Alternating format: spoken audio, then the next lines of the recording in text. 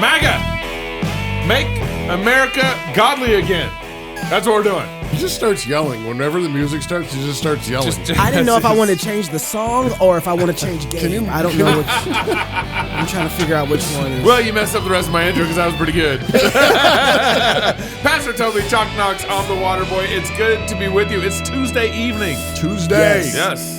Hey, you guys know about the Fight Laugh Feast magazine? It's a quarterly issue that packs a punch like a 21-year Balvenie. Magazine? Like, Make America did you do that on godly purpose? again. You didn't do that on purpose. No, MAGA. No, Okay. Zine. Wow. It didn't even. And you That was just good. sat down like 4 seconds ago. We That's don't amazing. water down our scotch. Why would we water down our theology? Order a yearly subscription for yourself and then send a couple yearly subscriptions to your friends who've been drinking lukewarm, evangelical, maybe even Baptist Kool-Aid.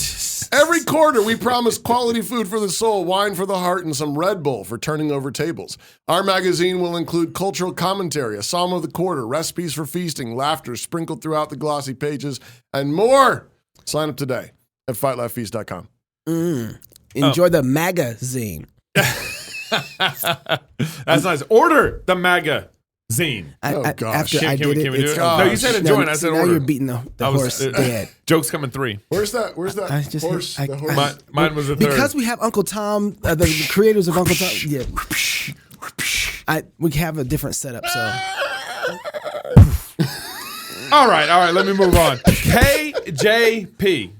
Korean Jean-Pierre. I want to call her Karen every John time. Paul Karen II? every time. John Paul II. The Pope? No, Karen. no, Well, no. you know, Peter Doocy, he kind of be doing all right. He's like the only one in the White House correspondence who actually challenges KJP in the press conferences. Well, he actually challenged her about the legitimacy of the 2020 elections versus the 2016 elections. versus the 2020 election. Yeah, that's right. So, if we're all in agreement that it is incorrect to say the 2020 election was stolen, what about the 2016 election? Look, It's a fair question.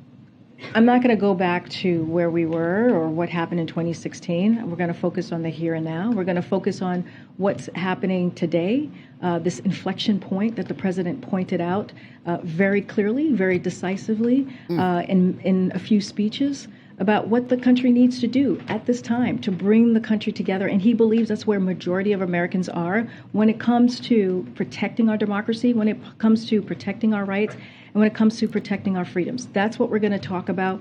That's what we're going to focus on where we are at today. Wow, that's pretty good. Protecting our rights. Right. Everybody, we're all concerned about democracy. We're all concerned about our rights. I don't know. I moving forward. fell asleep. Yeah. But apparently, she tweeted out in 2016 that the Trump's election was not legitimate. Unprecedented. The new attention on the MAGA Republicans. You tweeted in 2016 I knew this was Trump coming. stole an election. Hold on. I was waiting, Peter, when you were going to ask me that question. Here, Well, pause real quick. here we go. You have this job, and you are ready for a question. The last thing you do, if you're on the other side of this podium, is continue asking that question. You better. She was ready for If it. she's ready for a question, I want to pivot. It's like, oh, let me pivot to this side because she must got something for me if I ask this question. You tweeted Brian Kemp stole an election. If denying election results is extreme now, Yeah.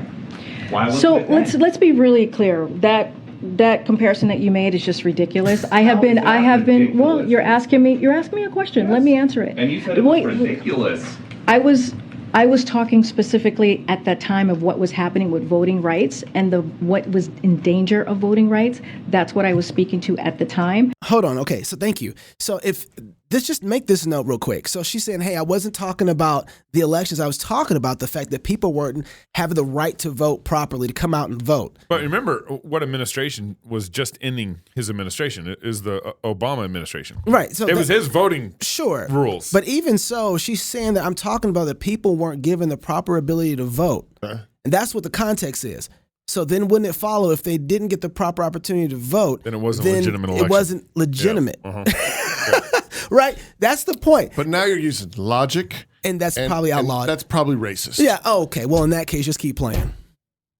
I think that's actually it. I actually don't think we have the whole, Oh, the whole video, we which were is kind supposed of to have the rest of the so the rest of the clip she goes on to turn it into January 6th. Yeah, she actually turned the corner right into January 6th. She said the bigger problem is there's actually people who were really physical this last election and tried to steal the election and got violent. Just like they did when Trump was elected. That's what what you don't understand is that no one charged the White House. There was not a mob of people that are trying to break down the fences and get into the White House. They were trying to break down Trump's hotel. Well, tower. Trump is the one who sit up there while the city was in disarray and took pictures next to a burning church so that he can look good in front of his constituents. That was so good. Thank you. It was a great play. It was great. I thought you were saying, but no, I'm not talking to you. You playing the devil's advocate is making me mad. Oh, okay. Yeah, because Trump's security. Gabe just said he's going to vote for Trump in 2024. No, I didn't. No, I'm going for DeSantis. DeSantis, my man. Okay, so I wish we had the rest of the clip because that clip was. She kind of won the conversation. She did win the conversation because he allowed her opportunity to come in and turn it to January 6th, and no one really has any retort against that. But here's the problem with this for me. It's not her so much as it is Ducey. Why do we care about her tweet? What does it have to do with American democracy at the end of the day? This is one of those moments where I'm like, we have one of the best or one of the brightest people who are sitting here who are journalists at the White House and playing YouTube gotcha question moments in the middle of a press conference. And I don't really care. I think that's where you're wrong. Okay. Because No, I'm talking about the first sentence. We got some of the brightest journalists. No, don't say that. I don't want to be wrong there. I want to think that Ducey is intelligent and bright, and he's right now. He's been known for catching her slipping. No, I think right. I think he but is. Just because you get a journal, just because that room though represents us well. That's what I'm just gonna say. Yeah.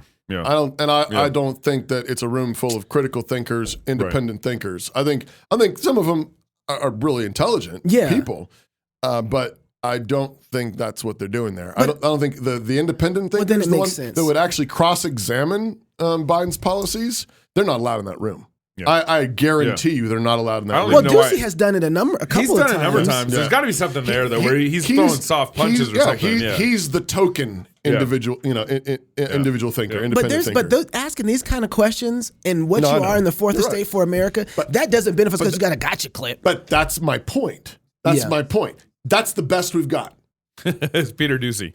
Peter Ducey doing the gotcha thing. Yeah. Right. That's the best we got. And so we walk away on Twitter, and I've seen everybody like, ooh, boom, boom, bam. Fire. Yeah. Right, yeah. Which is why we don't have the whole answer here. Mic drop. This was a clip we grabbed off Twitter, and we later we actually watched the whole thing. And I'm not one who wants to cheer for Karine Jean-Pierre, but they clipped it when she turned it on him and to make Peter look better. What happened? It was just very disappointing. So, but part of what she really did in 2016 tweeted out that the Trump election was invalid and that the Kemp election was invalid. She tweeted that out in 2016 after elections, of course, coming off Obama's administration, who was running the elections. She did clarify in her clip, and she said, "I do believe that Trump was elected president." She did said later on say that. Also, but contrary to her tweets, is what she'd have to say. She clarified it. So I'll take her at that. But then she says Peter Ducey's comparison is ridiculous. Right, ridiculous. Why is when Democrats compare elections and say that they're invalid, not ridiculous, but when the conservatives do that, it's ridiculous. Gabe, that question is ridiculous. Next. Moving on. Next. Well, and I think any other questions? Okay, then I didn't think so. Well, and I think this is also coming off the heels of a Biden speech that happened last week. There's still a lot going around on that. Right. There's a Emperor Palpatine Biden. Yeah, that's what we're talking about. Yeah.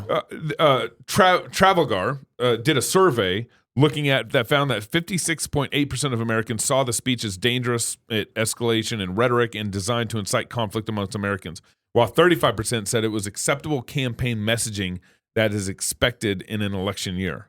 And then you break it down further, 89% of the Republicans, 18% of Democrats, and 62% of independents consider Biden's speech dangerous, and only 4.7% of Republicans, 31% independents, and 70% of Democrats didn't think it was dangerous. Right. And so we're looking at, they're polling and saying, how did America receive that speech? Right. Well, I think one of the disingenuous things that happened in that speech was Biden. Remember, the Democrats right now are using the word MAGA. MAGA Republicans. Yeah. They're trying to brand. It's a bad word now. It's a bad word. They turn it. Trump had it as a good word, as a positive word. It's like Pharisee. Right. Was a good word, now is a bad word. Right. And part of the disingenuousness of this speech. Sure. Is Biden goes on to define what he means, who MAGA is. MAGA forces are determined to take this country backwards to an America where there is no right to choose, no right to privacy, no right to contraception, no right to marry who you love. They promote authoritarian leaders and they fan the flames of political violence that are a threat to our personal rights, to the pursuit of justice, to the rule of law, to the very soul of this country. So everybody who's a Republican. Yeah, everyone who's a Republican. Well, that's what they really mean by MAGA. The right to choose. Right. The right to marry whoever you want. That's right. Republicans are against that. MAGA Republicans are against that. But what happened was we actually discovered insider video. You remember when the black guy went in as a KKK guy, put on the hoodie and went in and kind of did that? Remember? No. What's his name? Black guy went in as a insider. Put on the KKK They hoodie didn't and figure it out? infiltrated. Well, we got secret video of Biden's campaign doing that to the MAGA crowd. Interesting. Yeah. The sad thing about it is that they truly value God, and the moment you mention Satan, they just lose it. I joined their movement to see what they were about, and it was horrible. They believe that we should help ourselves before helping other countries, which doesn't make any sense at all. And that's what their racist America First is all about. These people are so out of touch with reality that they choose facts. I'm sorry. I'm kind of emotional here. They choose facts over feelings. And that's the definition of fascism. Is that a fact?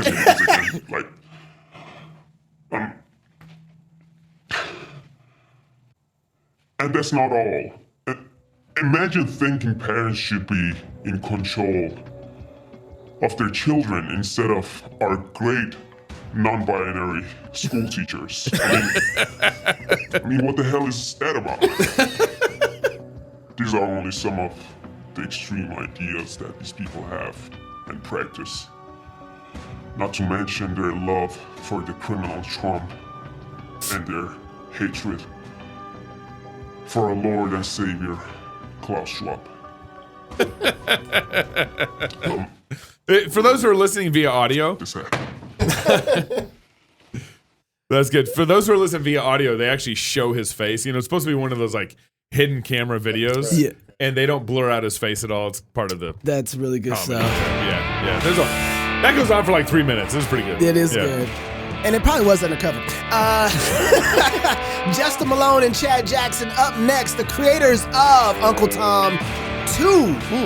You don't want to miss this. The first doc was good. This one's way, way, way, way better. More with them up next on Cross Politics. This is where Dave and I plan this year's company holidays. Let's go through the list. Easter. Too religious. St. Patrick's Day. Too white. Mother's Day. Way too cisgendered. All of your usual holidays have been canceled this year. But we still have Karl Marx's birthday! Need a real reason to party? Find a new job at redballoon.work. Home. It's where you build your legacy, where traditions are started, seeds are planted, meals are shared, and stories are told. We are Chris and Natalie Carpenter, owners of Story Real Estate, and our team of top agents helps people find homes in Moscow, Idaho, and around the country. Have you thought about a move? Contact us to get connected with a top agent who shares your values and puts your family first. Or reach out to us about our Moscow relocation guide. Wherever you're looking to go, we can help you find home. Call us at Story Real Estate or visit us at storyrealestate.com and start building your legacy. MAGA! Hey, man. Stop it. Make America godly again. I don't think anybody thinks it means that. That was, you owe me. Well, after Peter Ducey got the floor swept with him, he better be. Welcome back to Cross Politic right. on the Fight Laugh Feast Network. Stop sending your hard-earned money to companies that hate you. It's time to build a Christian economy. Yes. Bobo Construction Inc. is literally doing just that for all of your construction needs. Partner with Bobo Construction Inc. today.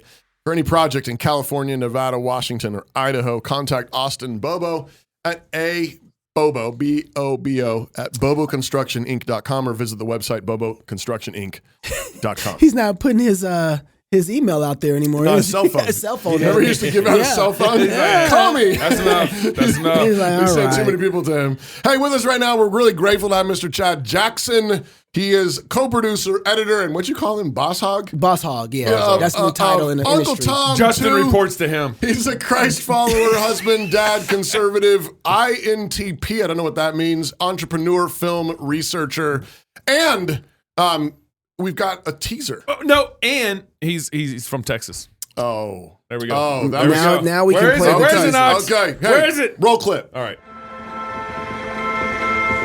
Many of our people's minds have been whitewashed. If a Negro comes up to you and you turn your back on him, he's got to run to the hunky. We're going to take time and patience with our people because they're ours. All of the Uncle Toms, we're going to sit down and we're going to talk.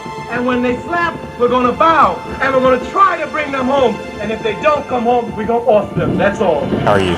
Great, thank you. What we're covering is a very layered thing. We're talking about over a century of tactics, writings, education, journalism, music, film, all these different vehicles being used to carry out this ideology.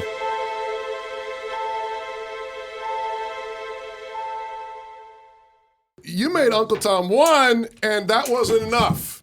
Now we're back with round 2. What makes Uncle Tom 2 the real red pill that America needs? That's a great question. You know, people typically, whenever, a sequel comes out for any film, let alone a documentary, people ask themselves, well, why would I want to watch part 2? Part 1 was so good. Sequels typically suck. How can they possibly follow it up? But, we got a lot of emails and comments from people who have watched part 1, particularly homeschool parents and, educators saying, you guys really need to make a part 2 going into, a lot of these questions pertaining to, Black conservatives and the Black experience from a conservative perspective. And so we did just that. And I think we knocked it out of the park, at least, if you ask the people who are writing reviews on IMDb and so on and so forth. We didn't pay for any of those reviews. They're all just from people's, experience after having watched the film. A lot of people are saying part 2 is better than part 1. And so that's something I stand by. And, I challenge everybody to go see it and see for themselves. Those aren't Twitter bots writing those reviews, are they? Well, not on a film like this. They're the same people that are bombing the Lord of the Rings. Yeah, you don't want those people writing the reviews. Those are some very eloquent Twitter bots, if so. That AI, have you seen them? Yeah. Hey, Chad, what did you do in the second film? What is it that you were trying to communicate and trying to get over to people in the second film? Yeah. So what we were trying to communicate, and so I went into this project as a researcher. What I wanted to understand was the concept of Blackness and who traditionally have got to have had the luxury, if you will, of defining what Blackness is and comparatively what whiteness is. Because I feel like there's such a call these days from so-called pro-Black activists and pro-Black intellectuals that, we need to embrace Blackness, Black this, Black that, Black everything. But whenever you lift the veil of who these people are, who funds them, where their thought, process comes from, you'll find that oftentimes it's white Marxist intellectuals. Mm-hmm. And so these white Marxist intellectuals are the brain trust of these so-called pro-Black activists. And so I wanted to demonstrate that. And I really wanted to get into a lot of the cultural relics, if you will, that exist today of what comes into the mind when an individual asks the question of what is Black culture, because I'm of the belief that today so-called Black culture comes more from the entertainment industry and what they see on television than it does from our great grandfathers and particularly in that era of time coming out of slavery and into the 20th century, people like Booker T. Washington, who was a model for, casting down your bucket where you are, being excellent, being productive, regardless of what your circumstances are. That existed in the Black community, particularly in the South. And with that, you saw tremendous strides being made in this country by Black folks in terms of entrepreneurship, families, churches, so on and so forth. And so that's what comes to mind for me when I think of Black culture. Somewhere along the line, somewhere down the road, there was a demoralization process that took place where we began to change the way we think, where we began to take our identity from what we saw on television and what our so-called civil rights leaders were telling us about ourselves versus what our fathers and grandfathers were doing. And so all that to say, we wanted to try to package all that into a film, and it was a very lofty goal, I should say. So what we ended up doing was kind of slowing it down, going back to the basics, taking it back in time and telling the story of, what is Marxism and what does Marxism have to do with America? And more particularly, what does Marxism have to do with Black America? And once we've established that, we can then get into the meatier cultural stuff. And so we had to save that meatier cultural stuff for a part 3. So part 2 really takes you back in time. It's a very, it's a smarter film, I would say, than part 1. But it really gets at the heart of what's going on currently in our culture. Chad, you already have kind of sketched, the history. Is there a particular turning point? I was going to ask that. I mean, where do you see a point? Like, I mean, there's a process. Obviously, we didn't get here overnight. But is there any place that you like pinpoint and you say, I think this is where Black America bought into this, or where we lost it? Yeah, I would say the 60s. And that is a era of time that a lot of people can't really fathom or conceive of being a negative turning point, simply because that happens to be the time which was the peak of the civil rights movement. Mm-hmm. And, we're told by mainstream historians, mainstream scholars that the civil rights movement was a high point for America. And it was really worth it to unpack why they have that narrative and where a lot of these notions come from. Is the premise of that notion rooted in facts, or is it rooted in a kind of sensationalism or false mythology? And unfortunately, what we found was the latter. People don't know who J.H. Jackson was. J.H. Jackson in the 60s was the most famous pastor, Black pastor, and he was conservative. He was reformed in his theology. And what he believed was that to the extent that Jim Crow laws existed. And mind you, a lot of these Jim Crow laws were falling off the books. They were being repealed at the municipal level, at the state level. Across has been talking about for a long time. Yeah. So they were being repealed well before, Martin Luther King, for example, even came on the scene. Of course, mainstream scholars today will credit the civil rights movement for, ending racism in America. But again, that's contrary to the truth. And so to your question about what was a turning point, I would say the 60s, because what it came down to was rhetoric and the stories we began to tell ourselves. Again, what Booker T. Washington taught us as Black folks and as white Americans in the South too, was regardless of what your station in life is, you have opportunities available to you. The question is, what will you do with those opportunities? Will you cast down your bucket where you are? Will you be a man? Will you be a woman of virtue? Will you be children of honor who honor your mother and your father? Will that be your identity? If that is your identity, then There's nothing that somebody can say about you that will keep you behind. And so that was the kind of mentality that gave rise to the Tuskegee Machine, that gave rise to the Negro Business League, that gave rise to Harlem, even, which we demonstrate in the film. And so that a lot of the strides that were being made in the Black South in particular could be laid at the feet of men like Booker T. Washington. This ideology went on into the church. Dr. Joseph H. Jackson, who I mentioned earlier, was born in Mississippi. He became a pastor. He took the job as the lead pastor at Olivet Baptist Church in Chicago. He handedly the post as president of the National Baptist Convention in, I think, 1954, I believe, around the time Martin Luther King was graduating from seminary. Martin Luther King was trained to, in a sense, be a kind of social justice pastor. A lot of people don't realize that, but he was.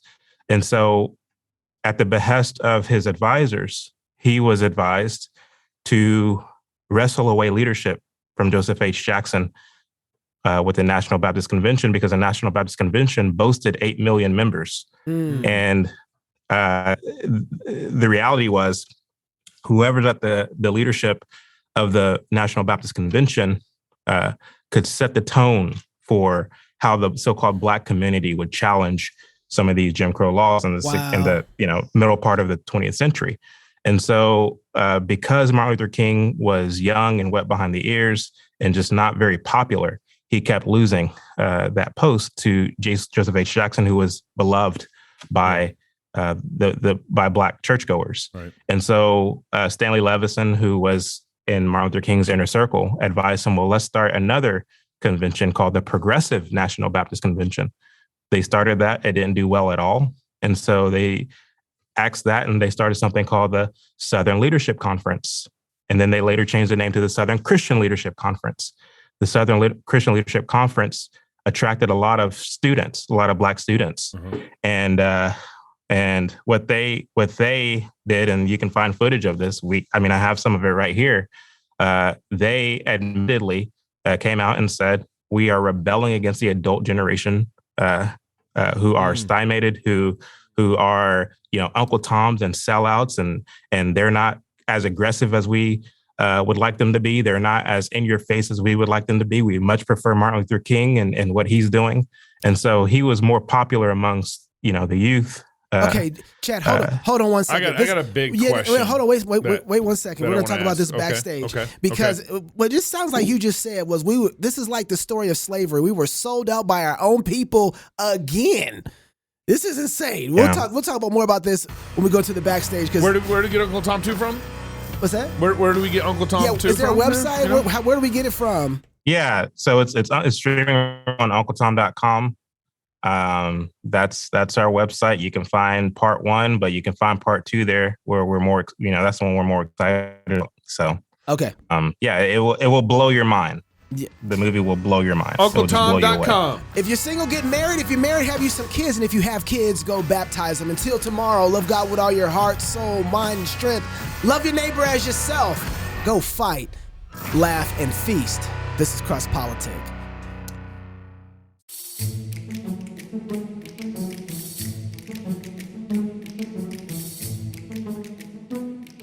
When I talk to families about NSA, I'm almost always asked, what do our graduates do? The short answer is that NSA grads end up in a wide variety of disciplines: founders of businesses, filmmakers and producers, doctors, writers, marketers, financial experts, lawyers, teachers, pastors, consultants, software developers, and more. And it's a good question, but there is something that we need to talk about when it comes to this question. It shows how much our society has bought into the idea that a college degree is primarily about certifying you for a particular job. A college education ought to reach far higher than mere job training. The original goal of higher ed was to train, shape, and prepare our young people to be cultural leaders wherever they go, no matter what career they land in. Think of it like this: the historic liberal arts student, the student we are cultivating at NSA, is a mechanic for maintaining a just, equitable, and free society. The question I would ask you is, does our society need such mechanics today? Would this graduate have lots of work to do? Well, yes, an overwhelming amount of work. Today we live in a society that is falling apart largely because we stopped equipping our students with the know-how they need to build, preserve, and fight for our freedoms, culture, and society. If your son or daughter faithfully pursues this type of education, it means that they will always have plenty of productive, fruitful work to do because there are just so few people being prepared in this way. Think of any organization, a business, a nonprofit, a local government. What do they need? People. In particular, they need people who are equipped to problem solve, communicate, think outside the box, work well with a team, all while being moral and ethical. Students trained in the liberal arts are equipped in these areas, making them highly employable. Employment for the Christian goes far beyond landing a job as a coder and has more to do with being a leader if you end up coding. Over the centuries, liberal arts graduates have taken on countless critical leadership roles in a wide range of industries, becoming professors, pastors, writers, politicians, legal experts, and founders of businesses. Such leaders forged our nation. And beyond their day jobs, such people go on to do really important work like building schools, churches, and other key organizations that serve as places of refuge and strength in a broken land. Even more importantly, they go on to start strong families and raise the next generation of saints. The result of such education is dynamic communities centered around worshiping the triune God and enjoying Him forever. The switch from viewing college education as mere job training to that higher calling of leadership building is a serious paradigm shift. But the more I see our graduates go out and build, both here in Moscow and in the world at large, the more I see the long-term fruit of this orientation shift. For decades, the American college campus has been the battleground upon which the church lost the next generation. We send our kids away to college, and they come back with their faith destroyed, and their allegiances converted to woke ideologies. But it doesn't have to be like this.